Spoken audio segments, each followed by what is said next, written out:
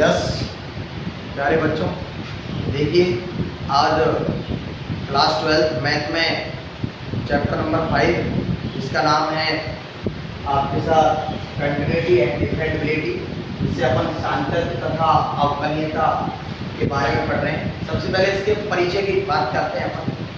तो परिचय में सबसे पहली जो टॉपिक अपन लेते हैं, इधर ध्यान देना, सांतत्य। इसको कंटिन्यूटी बोला जाता है। सांतत्य को बेटा अपन कंटिन्यूटी बोलते हैं, ठीक है।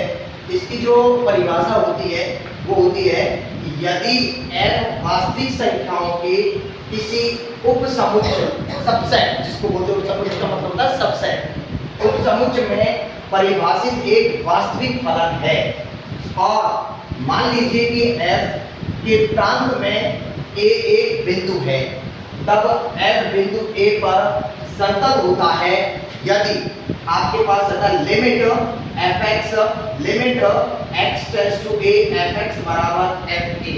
हाँ भाई, जब भी हमें कंटिन्यूटी प्रदर्शित करनी हो, डिफरेंटिबिलिटी और कंटिन्यूटी के बारे में बात कर रहे हैं, जिसमें पहला टॉपिक अपना आता है सांतत्य की बात करें, जिसे कंटिन्यूटी बोला जाता है।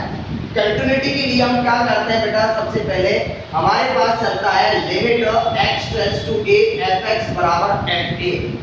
इसमें ये जो एक तो हम क्या करते हैं, लिमिट की वैल्यू बनाते हैं बेटा। एक तो हम किसकी वैल्यू निकालते हैं, लिमिट की वैल्यू निकालते हैं, और एक हम फलन की वैल्यू निकालते हैं।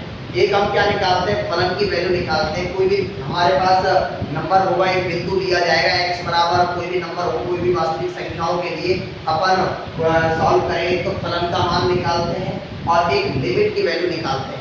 यदि फलन का मान और लिमिट की वैल्यू यदि आपस में बराबर हो जाए तो अपन कह सकते हैं कि वो जो फलन होगा आपका, वो आपका क्या प्रदर्शित करता है, कंटिन्यूटी या सांतत्यता को प्रदर्शित करता है। तो पहली बात अपनी आती है कि परिभाषा में रिपीट कर रहा हूं वापस, यदि f वास्तविक संख्याओं के किसी उपसमुच्चय में, उपसमुच्चय का मतलब होता है सबसेट में परिभाषित एक वास्तविक फलन, रियल फंक्शन जिसको बोलते हैं अपन, वास्तविक फलन है, और मान लीजिए कि f के प्रांत का मतलब होता है डोमेन। प्रांत का मतलब क्या होता है, डोमेन में a एक बिंदु, एक पॉइंट लिया गया है, जो x की वैल्यू अपन लेते हैं, a बिंदु है, तब f बिंदु a पर, f किस पर, बिंदु a पर हमें क्या हो जाता है, संतत हो जाता है। मतलब इस बिंदु a के लिए जो f आपका फलन है वो क्या हो जाता है, कंटिन्यूटी को प्रदर्शित करता है, मतलब संतत होता है, ठीक है ना। इसके लिए हम क्या करते हैं, इसके बारे में चेक करने के लिए कि कोई भी फलन आपको दिया गया है किसी भी बिंदु के लिए, तो अपन सबसे पहले हम चेक करते हैं, तो लिमिट की वैल्यू निकालते हैं बेटा, और एक निकालते हैं फलन का मान। उस बिंदु पर, जो बिंदु दिया गया है उस बिंदु पर एक तो अपन लिमिट का मान निकालते हैं और एक अपन फलन का मान निकालते हैं। यदि दोनों की वैल्यू बराबर आ जाए तो अपन कह सकते हैं कि वो जो आपका फंक्शन है वो किसको प्रदर्शित करता है, आपका कंटिन्यूटी को क्या करता है, प्रदर्शित करता है। तो देखिए आपके पास बना कि किसी बिंदु a के लिए limit x tends to a fx बराबर fa। यहाँ ये जो लिमिट है ये आपकी कहलाती है क्या, सीमा का, फलन की सीमा का मान। ये तो आपके पास कहलाएगी फलन की सीमा का मान। फलन की क्या कहलाती है बेटा, फलन की सीमा का मान, सीमा कहलाती है। फलन की क्या कहलाती है, सीमा का मान कहलाती है। ये जो आपका कहलाता है ये फलन कहलाता है, फलन का मान। फलन का मान किस पर, x बराबर a पर, x बराबर किस पर, a पर, ये तो कहलाता है फलन की सीमा का मान कहलाता है, ठीक है। f a जो है वो आपका कहलाता है फलन का मान किस पर, x बराबर a पर, ठीक है।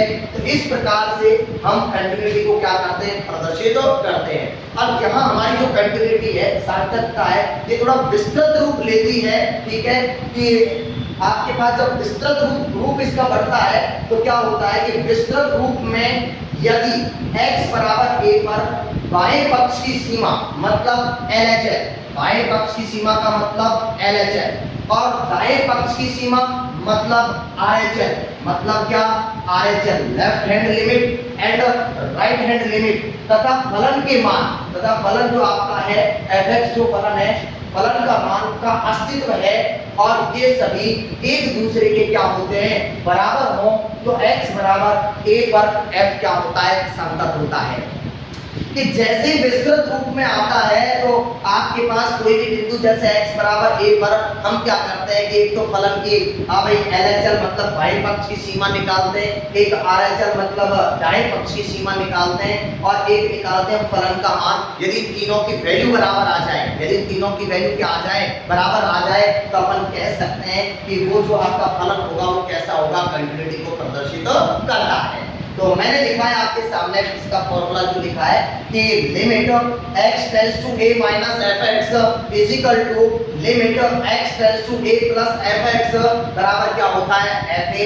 ये तो प्रदर्शित कर रहा है LHL को, ये तो प्रदर्शित करता है किसको, LHL को, ये प्रदर्शित कर रहा है किसको, RHL को, और ये फलन का मान ही है आपका, ठीक है। फलन को रिप्रेजेंट कर रहा है x बराबर किस पर, a पर। यदि तीनों के मान बराबर आ जाए तो अपन कह सकते हैं कि बेटा कि वो जो आपका फलन होगा वो कंटिन्यूटी को क्या करता है, प्रदर्शित करता है। तो ध्यान रखना है आपको कंटिन्यूटी प्रदर्शित करने के लिए, ठीक है ना, कि विस्तृत रूप में यदि हम बात करते हैं तो LHL, RHL और फलन का मान निकाला जाता है। यदि तीनों के मान समान आ जाए बेटा तो अपन कह सकते हैं कि वो फलन जो है वो क्या प्रदर्शित करता है, आपका कंटिन्यूटी प्रदर्शित करता है। इसी प्रकार मैंने अलग अलग आगे बढ़ा के लिखा है कि बाएं पक्ष की सीमा मतलब LHL को कैसे हल किया जाता है बेटा। LHL के लिए फॉर्मूला बनता है अपना कि LHL बराबर, LHL का मतलब होता है लेफ्ट हैंड लिमिट। क्या बोलते हैं इसे बेटा, लेफ्ट हैंड लिमिट बोला जाता है। तो LHL बराबर limit x tends to a minus fx is equal to, आप जब इसको आगे हल करेंगे तो अपने पास बनता है limit h tends to 0 f a minus क्या हो जाता है, h हो जाता है। कि जब भी अपन LHL हल करेंगे तो हमेशा दो लाइनें आपकी हमेशा आएगी कि किस बिंदु के लिए कर रहा है, x बराबर किस पर बात कर रहा है, a पर बात कर रहा है, ठीक है ना। तो LHL के लिए याद रखना है क्या बना, limit of x tends to a minus, minus आता है LHL में ध्यान रखना, a minus fx is equal to limit h tends to 0 f a minus क्या होता है बेटा, h होता है, ठीक है। इसी प्रकार अपन दाएं पक्ष की सीमा मतलब RHL के बारे में चर्चा करते हैं।